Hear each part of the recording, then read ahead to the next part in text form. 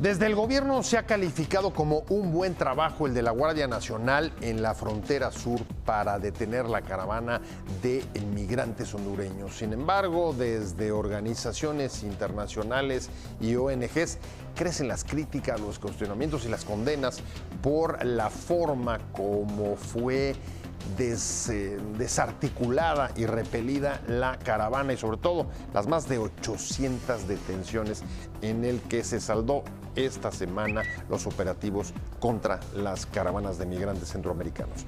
De esto vamos a hablar hoy en Opiniones Encontradas. Muchas gracias por estar con nosotros y le dejo mi Twitter, José Buendía MX. Vamos rápido a unos datos y arrancamos ya aquí en el foro con nuestro debate de hoy sobre lo que ha sucedido esta semana con la política de migración del gobierno.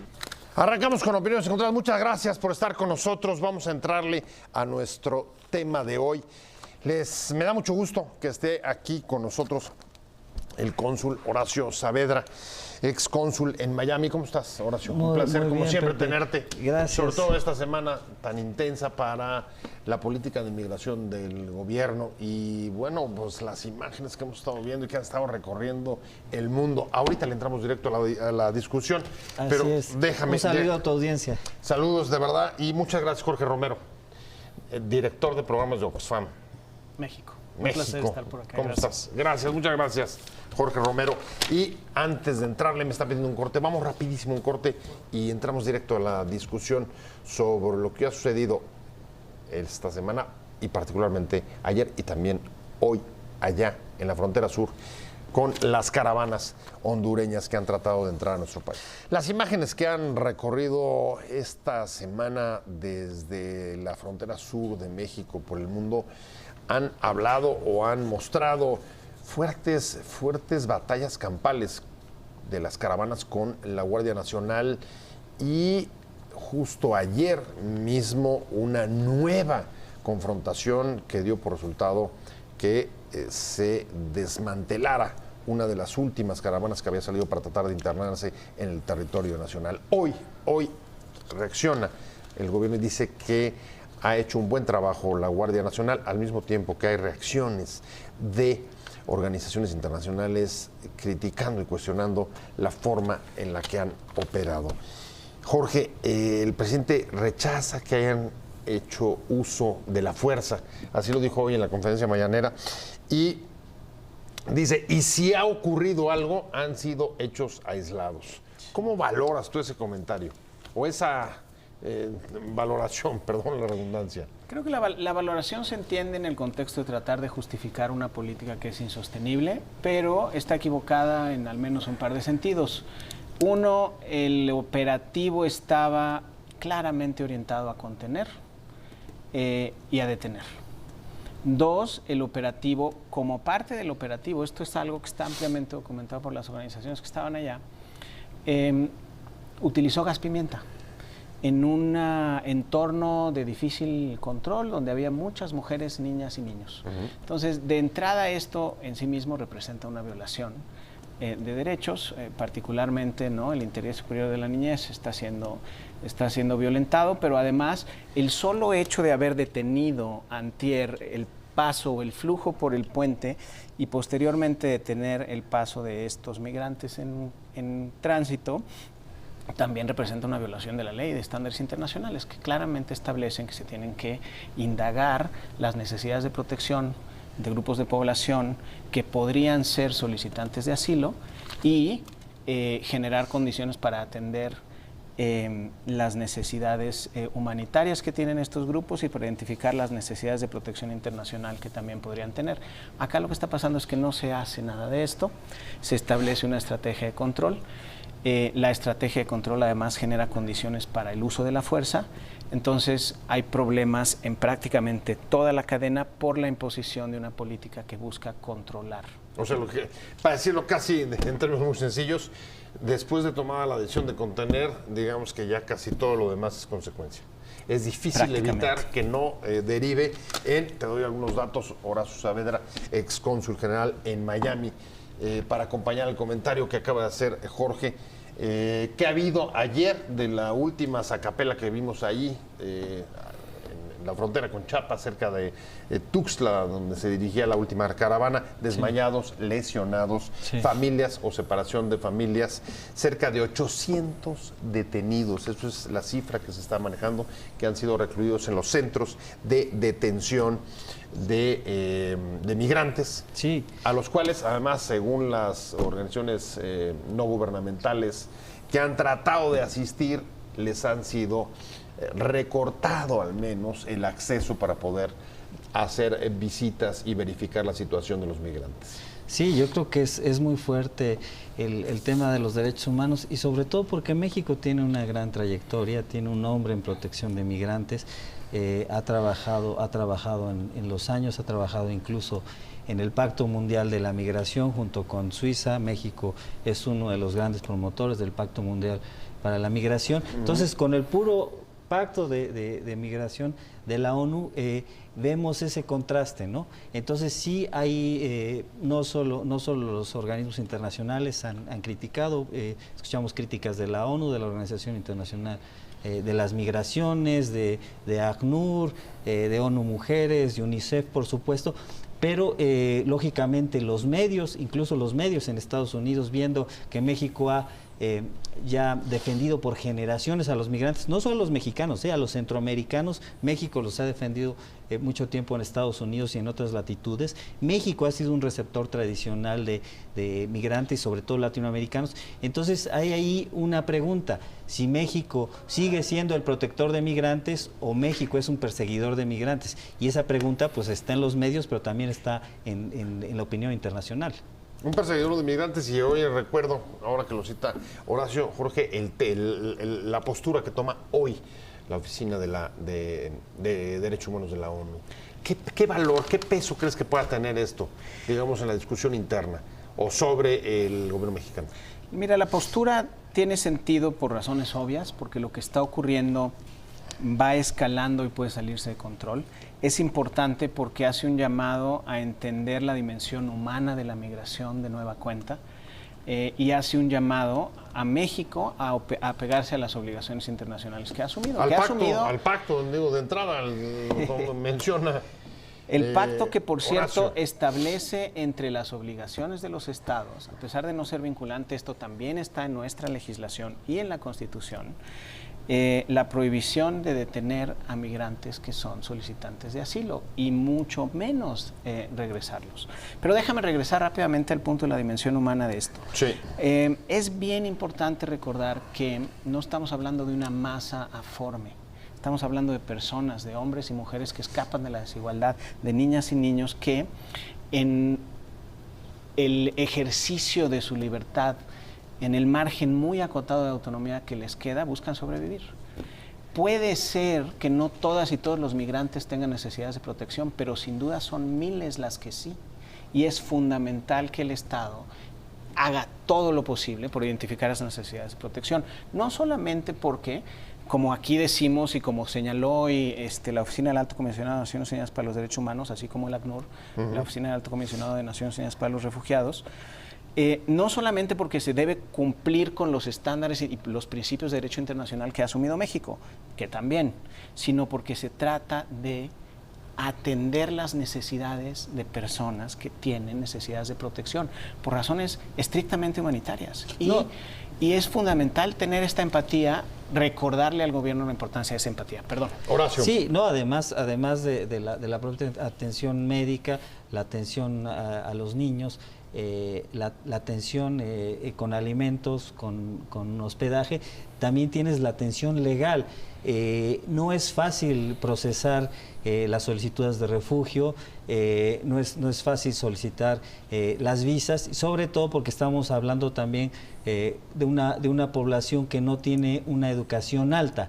Entonces ahí necesitas asistencia legal, y eso también ha sido la tradición de México, el brindar esa ayuda legal. Lo hemos hecho con otras diásporas, incluso, bueno, recientemente hemos tenido llegada de la diáspora argentina, la diáspora colombiana, los venezolanos, y haitianos, y se vería muy mal que hiciéramos una marca y que fuéramos menos atentos o menos receptores, o que hubiera temas de xenofobia contra un grupo, y a unos grupos los recibimos más y a otros grupos los recibimos menos, y especialmente tratándose de hermanos latinoamericanos y de hermanos centroamericanos. A ver, hoy por hoy lo que tenemos son 800 nuevos detenidos en los centros de migración, los cuales están ahí y deberán permanecer hasta que se esclarezca su situación jurídica, pero al mismo tiempo lo que nos estamos enterando por las organizaciones no gubernamentales, 6 de ellas que hoy firman un desplegado o una carta que dicen, oigan, no nos dejan entrar a verificar, no sabemos cuál es su situación. Tú decías, todas las responsabilidades de la dimensión humana que deben de cubrirse en un centro como estos. ¿Qué y por qué no les están dando acceso? Estamos hablando sobre la migración, sobre lo que hemos estado viendo a través de imágenes que han circulado profusamente por aquí, por el mundo, de lo ocurrido para contener a las caravanas en el sur de la frontera. Jorge, Horacio, no hubo, es lo que están diciendo las ONGs, acceso fácil para poder ir a los centros de detención, que deben estar, tanto los de Chiapas como los de Tabasco, rebosando después de las más de 800 detenciones que dicen que ahí se acumularon esta semana. ¿Por qué? Así es, mira, tenemos un par de problemas y es bien importante identificarlos claramente. Uno, es probable que se trate de volver a poner en marcha la detención y la deportación express que se puso en marcha el lunes, martes de esta semana. Esa también es claramente violatoria de derechos humanos y de nuestros principios, de los principios internacionales que nos obligan. Es también probable que las condiciones en los centros de detención estén por debajo de un umbral que de por sí ya era demasiado bajo, de condiciones de salubridad y acceso básico a servicios, agua, salud.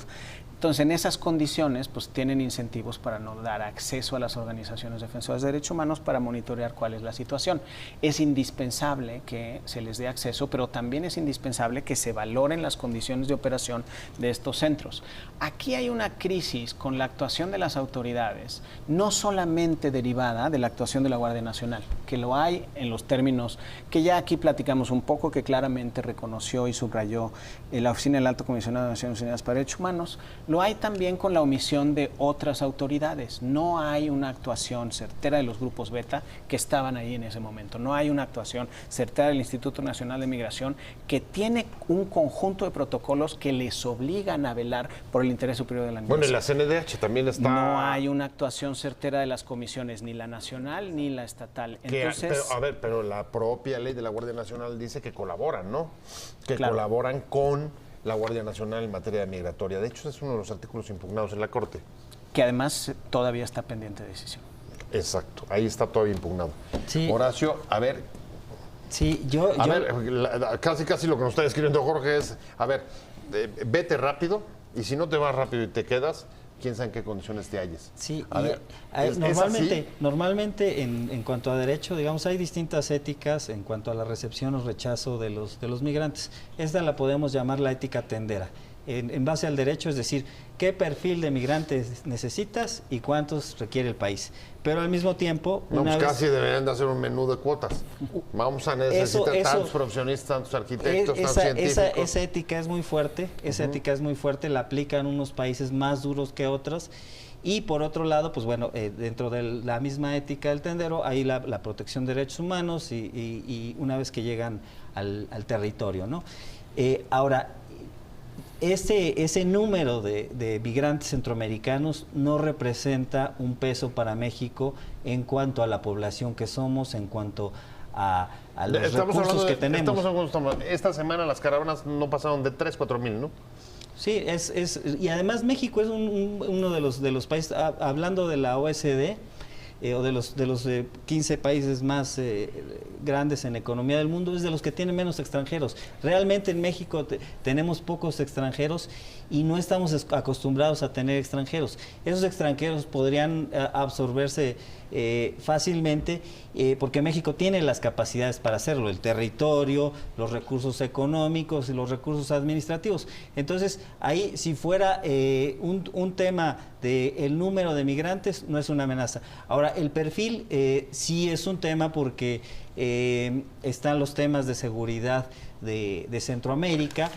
Lógicamente el gobierno tiene que seleccionar, ver que no sean criminales, se le da preferencia a las mujeres, a las familias, a los niños. Eso también es natural, pero yo creo que tampoco ese número representa un problema para México. A ver, pero entonces dirías que el giro que ha dado la política migratoria en el actual gobierno en este primer año ha sido desde, digamos, el criterio de la inclusión a operar con criterios de exclusión.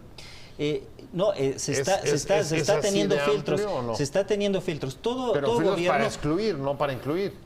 Se deben de tener los dos. Yo creo que eso es lo importante, Pepe, que tengas los dos y que lo hagas de manera ágil y protegiendo los derechos humanos. Es decir, si yo tengo claridad que son familias que están amenazados sus derechos humanos, hay que hacerlo ágilmente. No puedes tener a esa gente esperando, no puedes tener a los niños sufriendo en la frontera. Ahora, si ya identificaste tú que un migrante o un extranjero es una amenaza, pues aplicas la ley y no entra o sale. Pero se tiene que hacer de manera ágil y México tiene las capacidades administrativas y ahí es donde el presupuesto no tienes que escatimar. Entonces, sí se está viendo que ese número se está tratando muy lento, debiéramos de ser más ágiles. ¿Cómo ves tú? Vamos hacia una política más bien, no de inclusión, aquella de los brazos abiertos, sino de exclusión, es decir, salvo los que no tengan más remedio o me interesen, los demás vamos a pararlos. En los hechos, siguiendo, digamos, el criterio. En los hechos no cabe ninguna duda. Esta es una política de contención y exclusión. Y no es solamente el despliegue de la Guardia Nacional, como señalaba ahora Horacio, hay un conjunto de decisiones que están establecidas en nuestra legislación y en los protocolos para garantizar los derechos humanos de las personas migrantes y de los solicitantes de asilo, y de los solicitantes de asilo por razones humanitarias. Las cuales no se estarían respetando. Las cuales no estarían respetando, pero... Y aquí este es un punto crítico sobre el que reflexionar porque nos conmina los próximos años. No estamos en un entorno de normalidad en la región. La migración obedece a causas coyunturales críticas. Hay una verdadera emergencia humanitaria en la región por razones múltiples. La sequía en los últimos 5 años en el corredor Chaco ha sido extraordinaria. Un estudio de Oxfam con sus socios en Guatemala y Honduras encontró 500,000 familias con necesidades de protección humanitaria urgente. Obviamente estas son familias que van a buscar alternativas de supervivencia. Hay una crisis de violencia, y no solamente de violencia asociada al crimen organizado, que también, sino de violencia doméstica. Entre los 5 países con más feminicidios en el mundo están estos 3, los 3 países del Triángulo Norte. Por eso hay una proporción cada vez mayor de mujeres tratando de escapar de condiciones como estas que ponen en riesgo sus vidas y las de sus familias. O sea, no estamos ante un fenómeno coyuntural, estamos frente a una crisis humanitaria en ciernes, ¿eso es lo que entiendo? Así es. Y desde esa óptica es indispensable evaluar la acción de este gobierno. Porque no estamos hablando solamente de un conjunto de elementos de política migratoria pensados en un contexto de normalidad. Estamos hablando de fallas y fracasos para entender las dimensiones de la crisis y para responder a ella, como bien señalaba el embajador, como hemos respondido tradicionalmente. Pero fíjate qué interesante. A ver, por un lado está lo que dice Jorge y por el otro lado el gobierno mexicano tiene los acuerdos que signó con Estados Unidos en junio para contener, y voy a utilizar esa palabra, creo que ellos mismos la han utilizado, a la migración centroamericana. ¿Cómo se resuelve, digamos, unas posiciones tan contradictorias? México tiene que tener claridad. México tiene que tener claridad. ¿Por qué? Porque si identifican tanto los gobiernos extranjeros como nuestro propio gobierno que nuestra vocación es de xenofobia, esa xenofobia nos las van a aplicar en Estados Unidos y tenemos 6 millones de indocumentados que están en riesgo. Entonces, si nosotros somos irresponsables y dejamos que esa xenofobia crezca, nos la van a aplicar a nosotros. Pero Horacio, no solo xenofobia. A ver, traes una política anti-inmigrante de parte del gobierno de Estados Unidos y a la vez traes una emergencia, digamos, humanitaria que se escala por razones estructurales desde América Central, fundamentalmente. ¿Cómo puedes conciliar una política, digamos, coherente frente a visiones tan distintas? Bueno, el interés nacional mexicano no está amenazado por el número y por el tipo de migrantes, sobre todo hablando de que son familias, han entrado pacíficamente. No hay elementos para decir que México está amenazado en su seguridad nacional.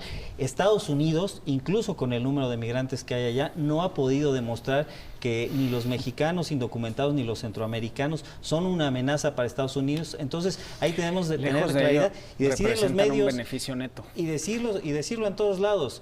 Los migrantes no son una amenaza para el interés nacional y al contrario benefician las economías. En eso tenemos que tener claridad y los medios tienen una gran responsabilidad y también el gobierno, porque somos los voceros. Esta semana hay dos declaraciones que me parecen notables en relación con esta, digamos, dicotomía. Una, los más contentos con lo que ha sucedido a Estados Unidos, incluso sus funcionarios del Departamento de Seguridad diciendo, ahora sí hicieron el trabajo que no hicieron con las caravanas del 2018. Una pena. Una pena. Hay alternativas. Es bien importante identificar y reconocer que hay alternativas. Se podría tener una política de acogida y prevenir el tránsito de migrantes que buscan asilo a Estados Unidos, pero de una manera enteramente distinta, generando condiciones para valorar las necesidades de protección, destinando los recursos necesarios, que tampoco son extraordinarios. El cálculo de la Comar el año pasado era de 120 millones de pesos, le estamos dando una sexta parte de eso. Con esos 120 millones de pesos, 27 millones de pesos. 27 millones, ¿no? Había pedido 130 millones de pesos. Se le destinaron esos recursos con un ajuste en la Cámara de Diputados, el Senado determinó que no, que era mejor gastarlos en alguna otra cosa, y se quedaron los 27 millones de pesos. Esto representa la sexta parte de lo que necesitaban para operar en el valor del año pasado. El otro problema que tenemos es que los solicitantes de asilo en este país tenemos 10 veces lo que teníamos en 2016.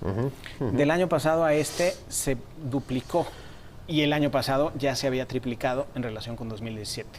En estas condiciones, la asignación de una proporción bastante diminuta de recursos, lo que se gasta el Instituto Nacional de Migración en protección, detención, por ejemplo, es mucho más que lo que se podría destinar a atender claramente a solicitantes de asilo, a determinar y adjudicar claramente cuándo esas necesidades requieren atención e inserción.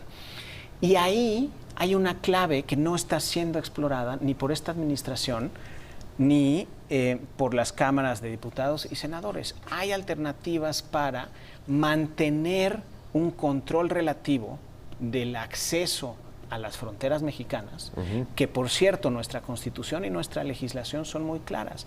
No se puede detener e impedir el paso a quienes tienen necesidades de protección. Así lo establecimos. Fue nuestra decisión establecer esa política abierta. Hay que cumplirla.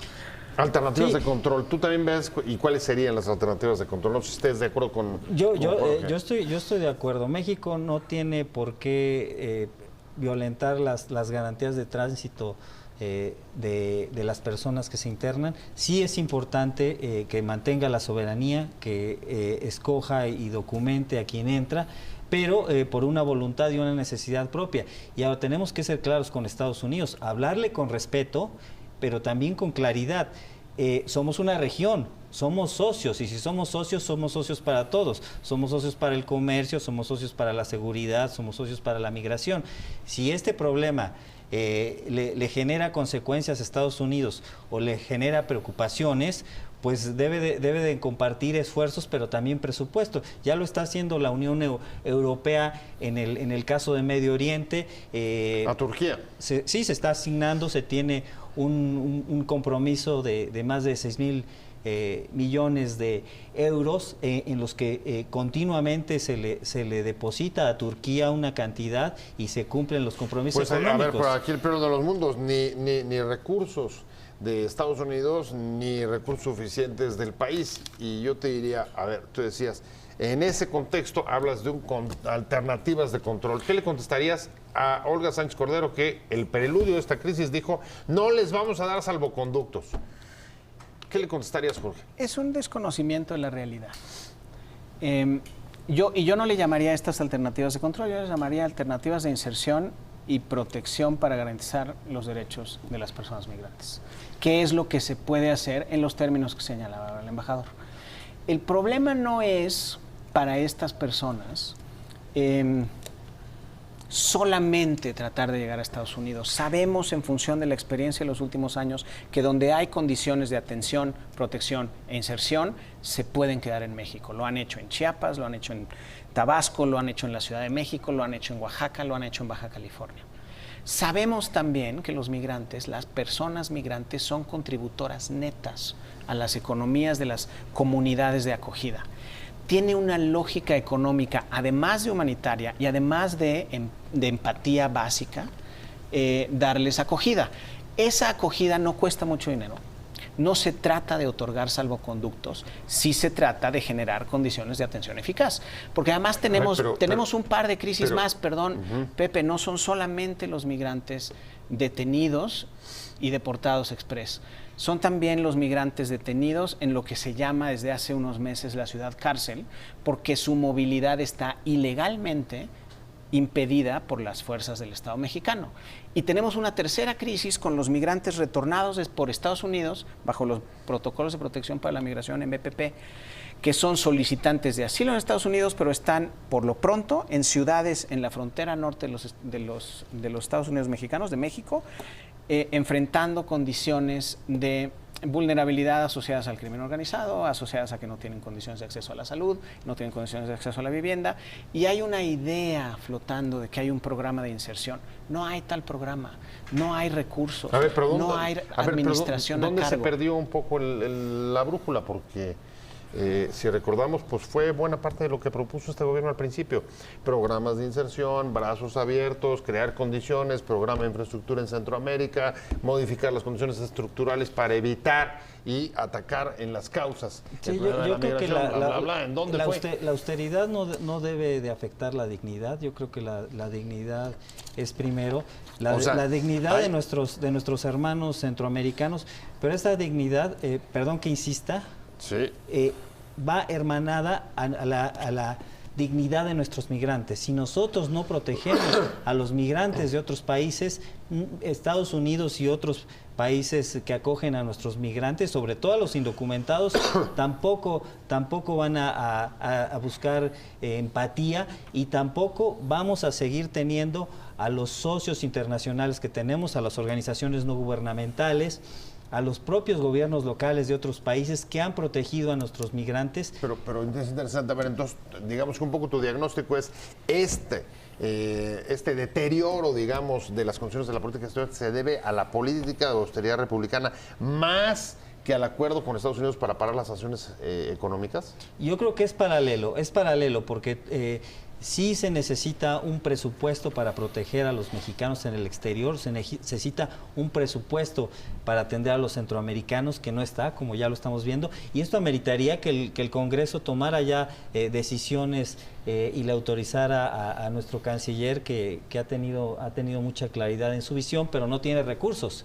Entonces necesita México recursos tanto para proteger a los mexicanos del exterior y más recursos para proteger los derechos humanos de los que están viniendo a insertar. Y por otro lado, sí es importante tener una posición de claridad con Estados Unidos, y hablando de definiciones, también redefinir que somos socios y que nos deben de tratar como socios, y que si hay una ecuación migratoria regional se debe de cooperar. ¿Por qué? Porque está la seguridad de todos de por medio, y también el desarrollo económico de toda una región. No solamente es México y Centroamérica, esto va a afectar a Estados Unidos, pero si no se los decimos nosotros, ellos no van a venir a preguntarnos. Voy hacia las conclusiones, Jorge, y te diría un poco para tratar de redondear el tema, ¿qué acciones crees que pueda tomar la ONU y los organismos internacionales si, digamos, se mantiene una creciente espiral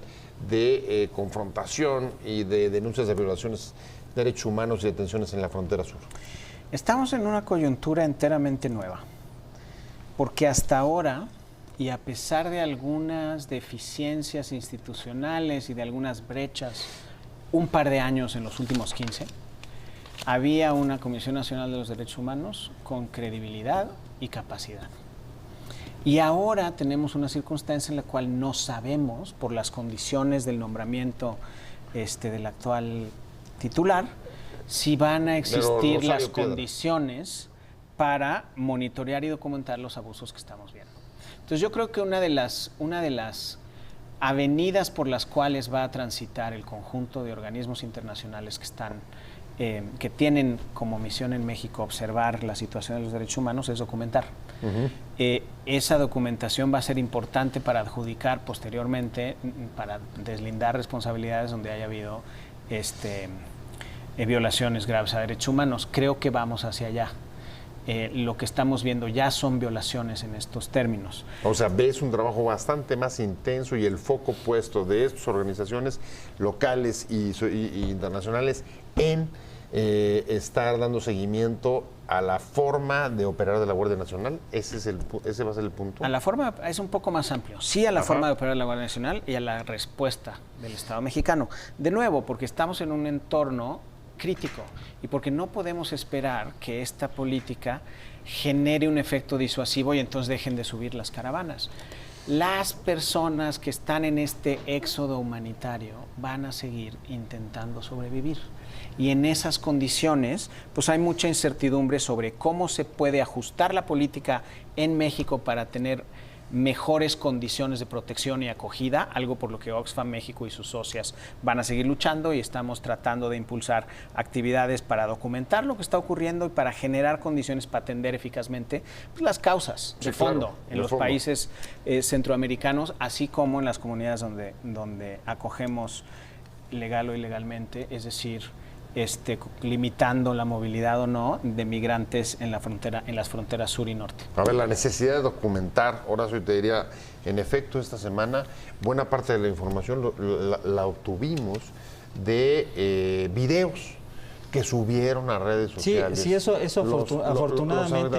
Eso nos puede controlar, está claro. Sí, afortunadamente tenemos más transparencia por los medios de comunicación y también por los organismos no gubernamentales, pero algo que es muy importante, Pepe, es que se piense en qué sigue y en acciones que tengan lógica. Por ejemplo, si vamos a aceptar a estos centroamericanos en México, que sería lo ideal que se integraran a la planta productiva, pues lo tienes que integrar con lógica, no los puedes dejar en la selva donde no hay empleos, los tienes que llevar a las ciudades o a los estados de México donde hay trabajo. ¿Ves eso?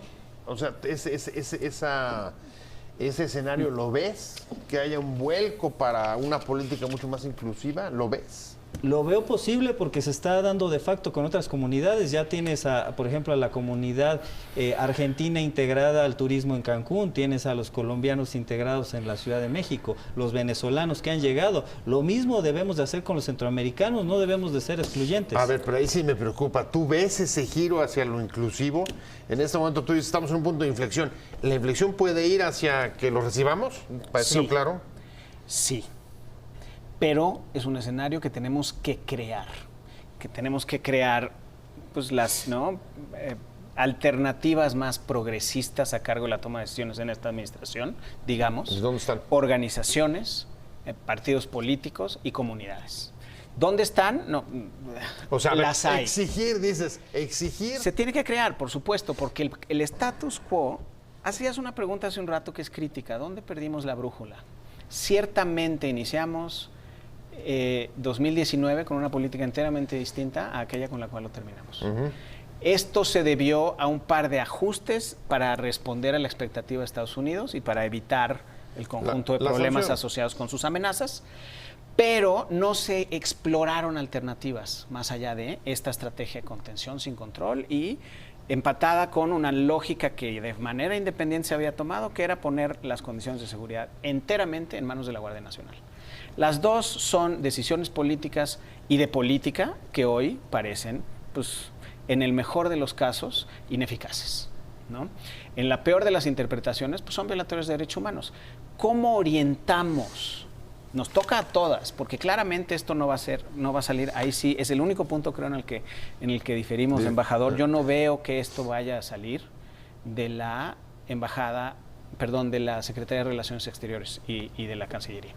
No, yo Porque- no, yo no- porque ellos yo no han diría- impuesto esta política de que control. sucedió sacudió a la Cancillería. yo ¿Qué tanto puede creo- hacer la Cancillería? No, yo creo que debe de sacudir al Congreso y debe de sacudir a los dineros, el presupuesto. El problema no es la Cancillería, el problema es que no hay dinero para ejecutar. O sea, tiene que sacudir a Hacienda, al presidente. Exactamente, debe de haber partidas para las dos cosas, debe de haber partidas expresas y extensas para atender la crisis centroamericana, pero también para proteger a los mexicanos en Estados Unidos. Y además por otra cosa, por nivel de congruencia y por nivel también de respeto y de influencia. Si nosotros no mostramos que hay integración de los extranjeros que llegan, ¿con qué calidad moral podemos exigirle a Estados Unidos que integre a nuestros mexicanos? No tenemos calidad moral ni fuerza, Bueno, pues ahí necesitamos está, hacerlo. Ahí está el programa Horacio Remain México, ¿no? O sea, nos lo están regresando también. Muchas gracias. Ya se me acabó el tiempo. Te quiero agradecer mucho, Horacio Saavedra, que haya estado con nosotros, excónsul general en Miami. Un placer, como Gracias. siempre, haberte tenido Un saludo acá. a tu audiencia. Y muchas gracias, Jorge Romero, director de programas de Oxfam. Muchas gracias, de verdad, por haber estado. Gracias, Pepe. Vamos a seguir de cerca este tema porque creo que sí va a seguir dando Y mucho vamos a de qué construir hablar. una forma distinta de integrar y proteger. Y Mucha yo, creo, suerte. y yo creo que Va. las puertas se abren, ¿eh? Solo hay que tocarlas, se abren. Muy Tarde o bien. temprano. Va, pues ahí queda. Gracias a los dos, pero sobre todo muchas gracias a usted por haber estado con nosotros.